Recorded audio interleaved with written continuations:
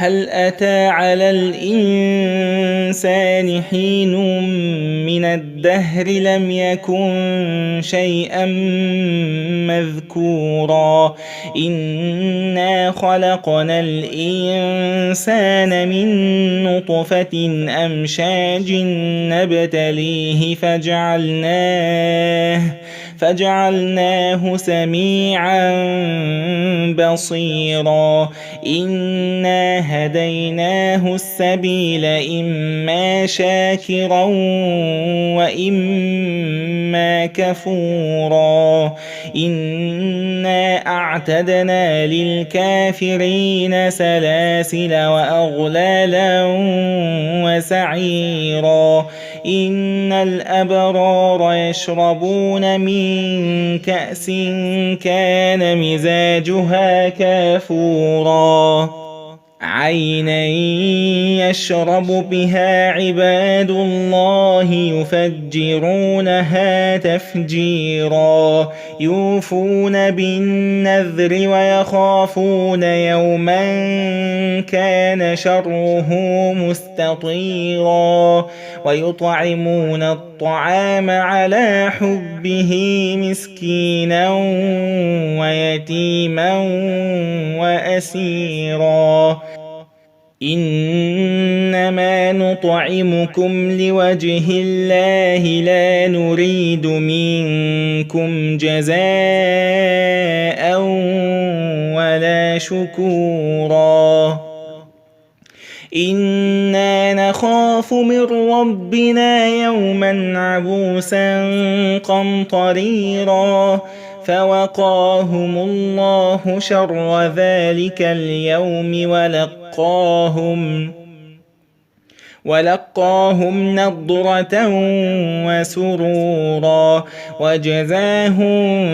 بما صبروا جنة وحريرا متكئين فيها على الأرائك لا يرون فيها شمسا ولا زمهريرا ودانية عليهم ظلالها وذللت قطوفها تذليلا ويطاف عليهم بآنية من فضة وأكواب كانت قوارير من فضة قدروها تقديرا ويسقون فيها كأسا كان مزاجها زنجبيلا عينا فيها تسمى سلسبيلا ويطوف عليهم ولدان مخلدون إذا رأيتهم حسبتهم لؤلؤا منثورا وإذا رأيت ثم رأيت نعيما وملكا كبيرا عاليهم ثياب سندس خضر واستبرق وحلوا أساور من فضة وسقاهم ربهم شرابا طهورا إن هذا كان لكم جزاء وكان سعيكم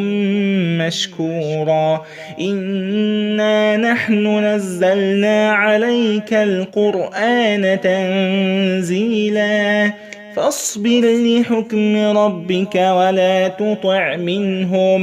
ولا تطع منهم آثما أو كفورا واذكر اسم ربك بكرة